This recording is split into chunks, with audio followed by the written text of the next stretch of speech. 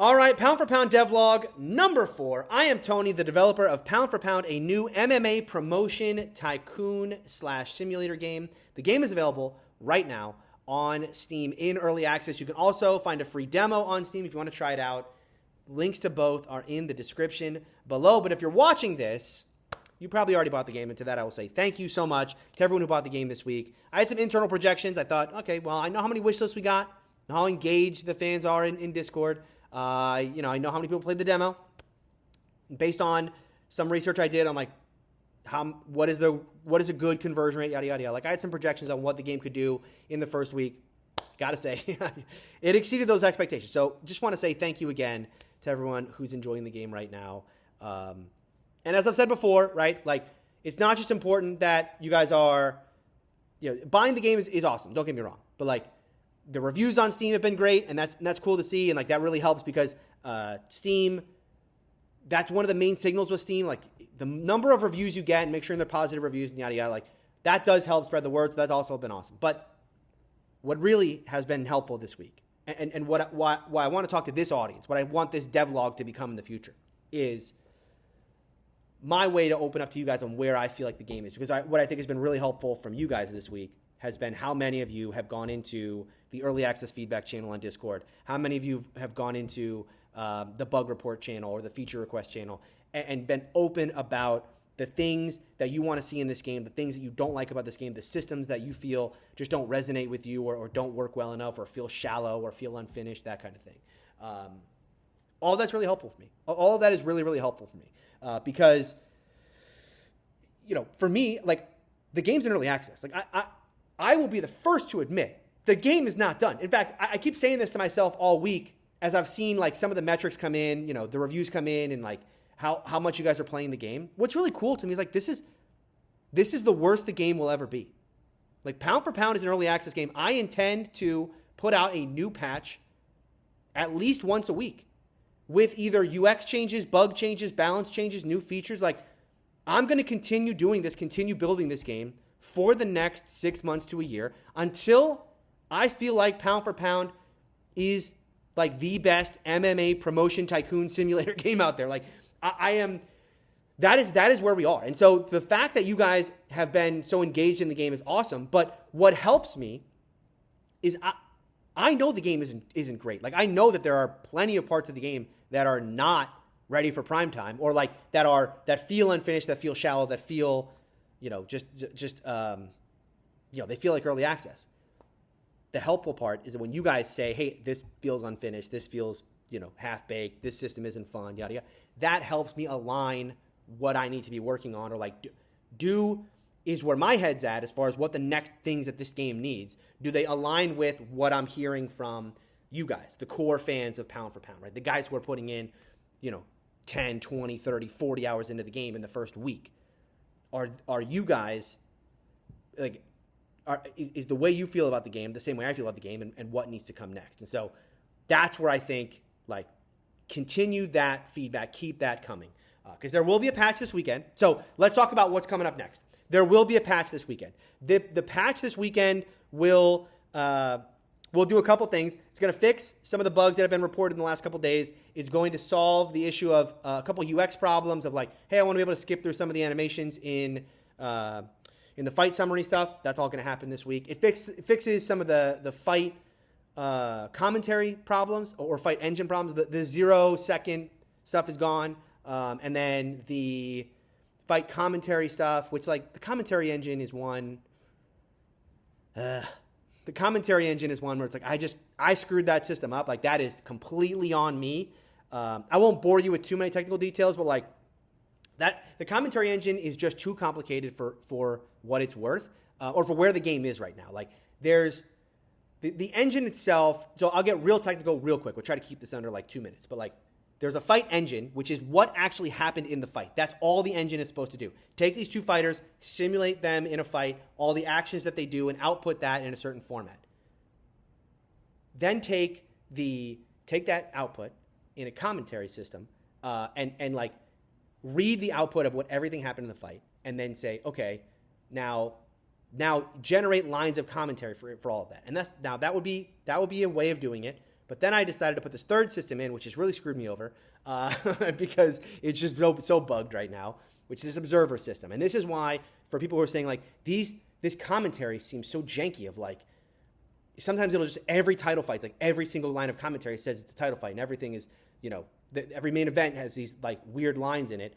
The observer system is supposed to be there to give color commentary, to give the commentary itself. Like my thesis of the observer system and the way I built the engine of like engine here, commentary system here, observer here is that, well, the observer system could be something that isn't just reading about every single action that happened and outputting a line of commentary. That's boring. Oh, he punches him. Oh, he kicks him. Well, now he takes him down, right? It's like, okay, every fight is going to start to sound samey that way. So my thought was, well, you could have a third system that its entire job is to like understand the context of this fight in the entire game world itself, right? So you can understand, okay, there's about to be a submission happening. Now, just so you know, this fighter has 4 submission victories in their last couple fights. So you should say that in the commentary, right? Like this is the idea of this observer system is if you had a smart system in the middle that could feed outside context in, then the commentary could be a little more dynamic about like, it's a title fight, or it's a main event, or it's a prelim fight, or this is a young up-and-comer, or this is like a number 1 contender fight, or like, yada, yada, yada, right?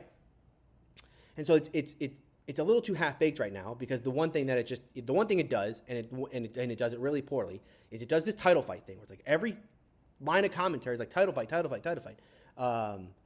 So trying to solve that, but like ultimately I do think like this is a long way of saying I probably over-engineered a commentary system that when I have the time to really dig back into that and like really build more systems in there, I feel like the commentary engine will actually be like a core piece of like technology in the game that's hopefully super engaging. We're just not there yet with that. And so got some patches coming out this week and going to continue to patch that.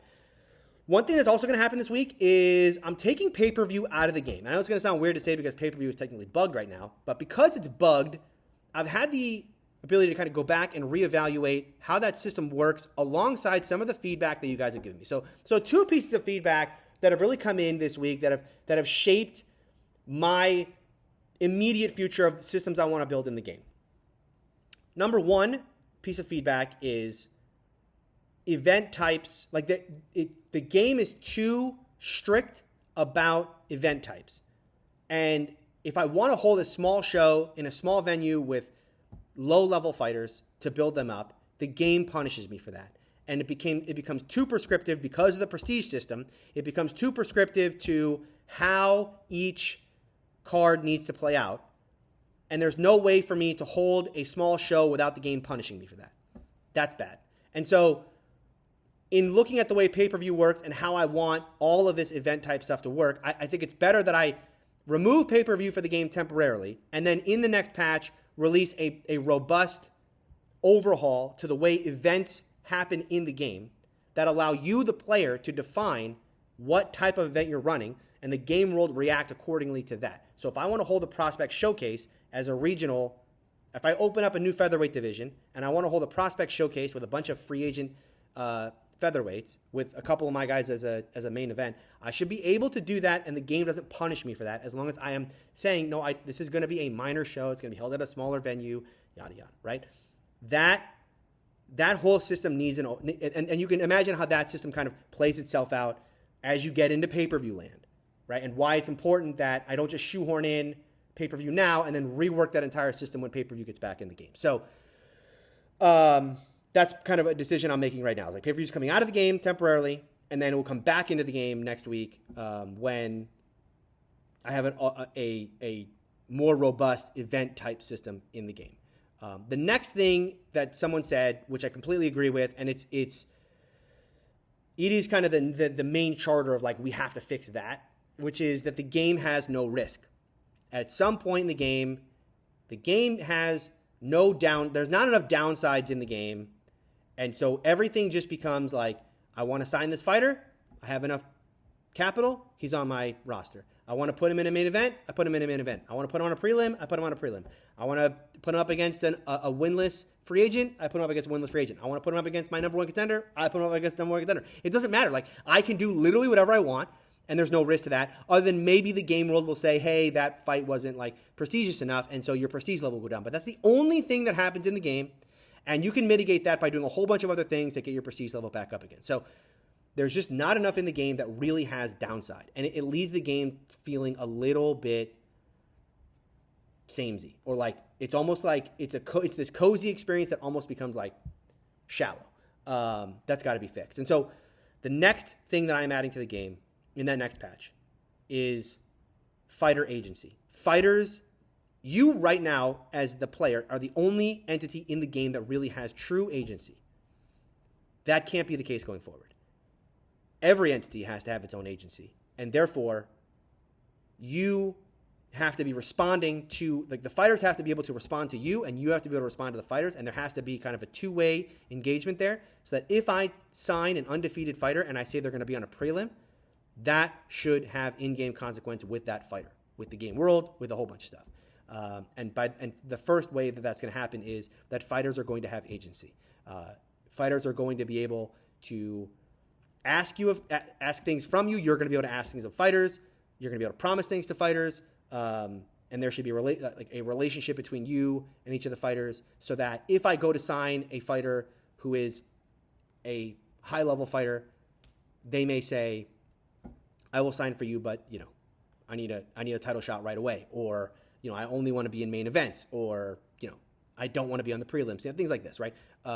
Still working out like the whole system there, but fighters are going to have agency in the system going forward, so that you can't just kind of play God the way you do now. There are consequences for certain actions. And so that's coming in the next patch. So the next patch will be big balance. Oh, the other thing is the other thing that I understand this is a big problem. The late game right now, just like you get to national and just the game's like, okay, woohoo, yeah, but like nothing really changes for you. And like, yeah, you're the number one promotion in the game world, but you can't really, like, you can't poach any fighters, and they're never going to get cut from other promotions, and so the number one heavyweight not going to be your fighter. Look, I understand there's some late game balance stuff that has to be worked out as well. And so my hope is that in the next week to 10 days there will be a patch out with those three main updates: balance changes late game, a complete overhaul of the way events are handled from an event type and event size perspective, and then giving fighters full personalities and agency in the game to give you kind of, it's a couple of things, right? There will be more consequence to actions in the game, but there will also be more fighter personality. You'll get to kind of understand who fighters are through that system as well, is my hope. So those are the next big three things coming in the next patch. I will be back next Friday to hopefully do a demo of those features right here on the Pound for Pound devlog. Thanks for watching. I'll be back next week.